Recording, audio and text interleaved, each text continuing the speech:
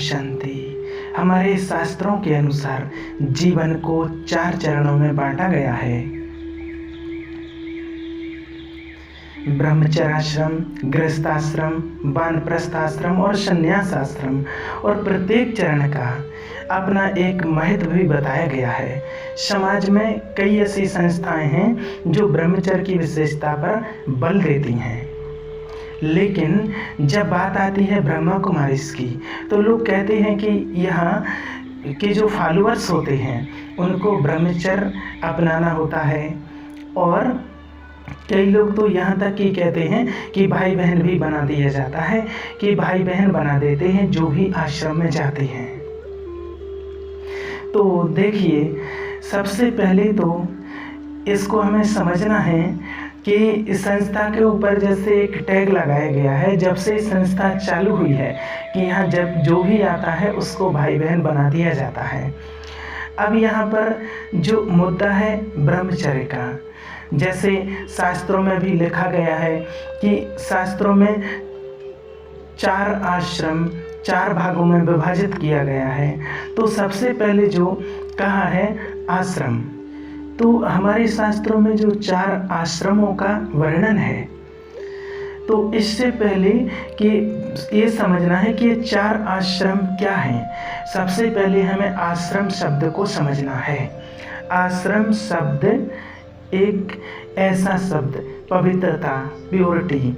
तो सबसे पहला आश्रम जो कहा गया है वो है ब्रह्मचर्य, जिसमें ऐसा कहा जाता है कि व्यक्ति उस समय विद्या अर्जन करनी होती है उसको, इसके लिए उसको ब्रह्मचर्य की आवश्यकता है, उसके लिए एकाग्रता की आवश्यकता है।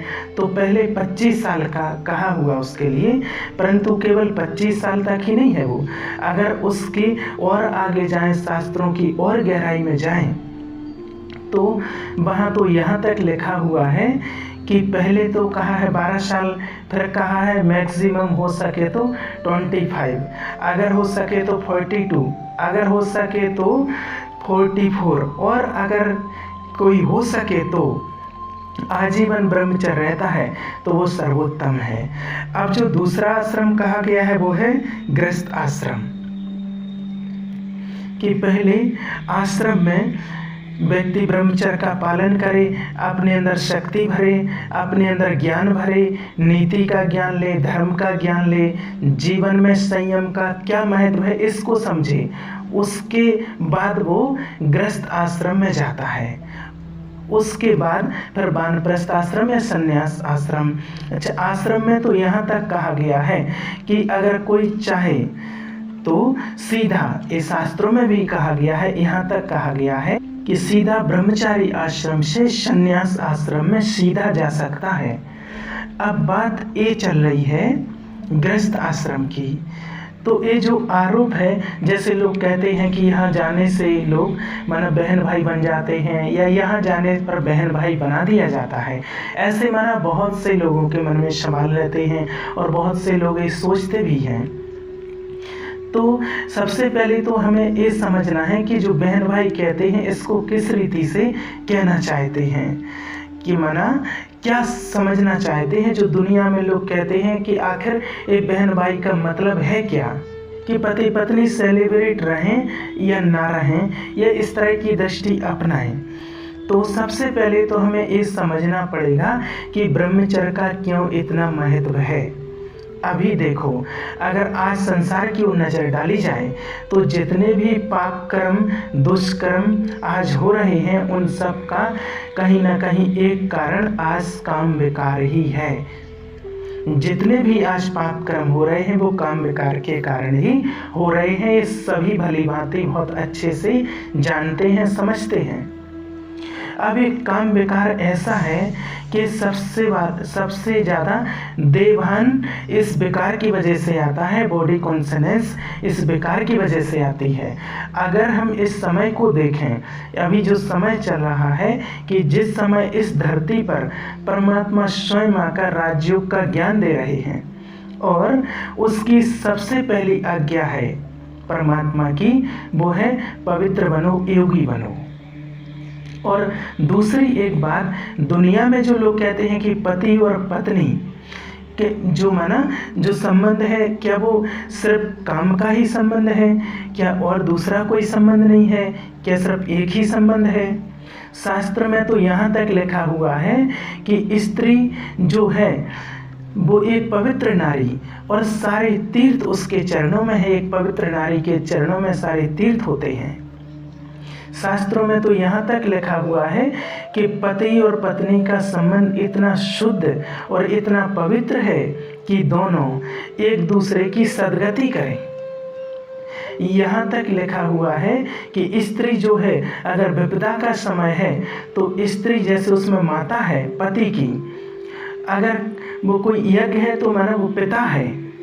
यहाँ तक शास्त्रों में स्त्री की महिमा का गायन है, स्त्री गुरु है, यहाँ तक लिखा हुआ है। तो स्त्री और पुरुष का संबंध केवल काम विकार के लिए ही नहीं है। दोनों जैसे कि मान लो एक रथ है और एक ही रथ के जैसे कि दोनों पहिए हैं, दोनों को साथ साथ चलना है। तो ये जो बहन और भाई वाली बात है, जो दुनिया में लोग कहते हैं कि वहाँ जाने से ही बहन भाई बन जाते हैं, तो आज हम भगवान के सामने जब जाते हैं, बहुत अच्छे से समझना इसको, मंदिर में जाते हैं, पति पत्नी जब एक साथ जाते हैं, दोनों जाते हैं और भगवान के सामने जाकर क्या कहते हैं, उनकी क्या महिमा करते हैं कि तुम ही हो माता चा तुम ही हो, तुम ही हो माता पिता हमारे। हम कहते हैं भगवान से कि हे प्रभु तुम ही माँ हो और तुम ही पिता हो, हम सब उसके। तो इसका मतलब क्या हो गया, हम सब कौन हुए, बच्चे। जब दोनों पति पत्नी मंदिर में जाकर के कहते हैं कि तुम ही माता हो तुम ही पिता हो, तो हम दोनों कौन हो गए, उनके बच्चे, है ना। तो वास्तव में देखा जाए तो स्त्री पुरुष का जो संबंध है ये केवल विकार के लिए नहीं है, पर दोनों एक दूसरे के लिए मदद करें, आध्यात्मिक के मार्ग पर चलें। तो हमें तो कई ऐसे उदाहरण अगर देखा जाए, संस्था में भी देखा जाए, तो इसमें से कई सारे कपल मिल जाएंगे जो कि साथ में रहते हैं और जीवन में सुख शांति है। अगर संबंध केवल काम विकार पर आधारित होता तो संसार की हालत आप देख रहे हैं कि उसमें क्या होता है। जो काम का जो संबंध है और एक प्रेम का जो संबंध है, प्रेम होना एक दो में और एक दो में काम का संबंध होना, इसमें बहुत बड़ा अंतर है। क्योंकि प्रेम तो एक दिव्य अनुभूति है, दिव्य अनुभूति है।